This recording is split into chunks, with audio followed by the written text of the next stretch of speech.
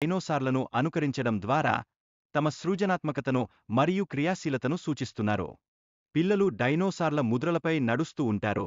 అవి ప్రత్యేకతలను గుర్తించడం ఆసక్తికరంగా ఉంటుంది. స్వాంప్ ప్రాంతంలో పిల్లలు సముద్ర కాండాలు మరియు ఇతర ఆకర్షణలను పరిశీలించడం ద్వారా కొత్త అనుభవాలు పొందుతారు. డైనోసార్ అడుగులు ఉన్న ప్రదేశంలో ప్రయాణించడం అనుభవానికి ఆసక్తికర అవలంబనను ఇస్తుంది. కనెక్షన్ సైట్ సందర్శనలో పిల్లలు హార్డ్ హాట్ మరియు పసుపు వసతులు ధరించి సురక్షితంగా ఉంటారు.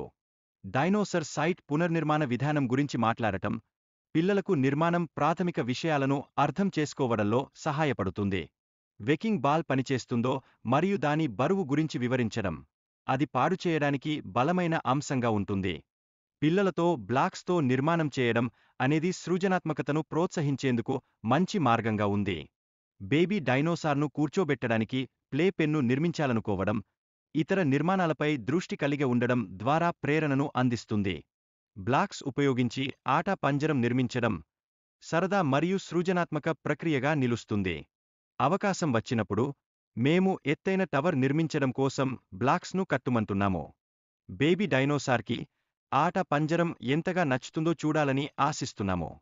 పిల్లలు డైనోసార్ల పాదచిహ్నాలు అన్వేషించడం ద్వారా ఉత్సాహాన్ని పొందుతారు. ఇది వారి సృజనాత్మకతను ప్రోత్సహిస్తుంది. ట్రైసెరటాప్ గురించి తెలుసుకోవడం ద్వారా పిల్లలకు డైనోసార్ల వర్గీకరణ అర్థం అవుతుంది. పిల్లలు పేలియంటాలజిస్ట్ల మాదిరిగా డైనోసార్ ఖనిజాలను కనుగొనాలని ఆసక్తి చూపిస్తారు.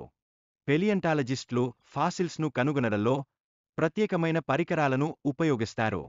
డైనోసార్ ఫాసిల్స్ కనుగొనడం పట్ల పిల్లల ఉత్సాహం ప్రత్యేకంగా ఉంటుంది. ఈ అన్వేషణలో పిల్లలు పరికరాలను సరిగ్గా ఉపయోగించడం ఎలా చేయాలి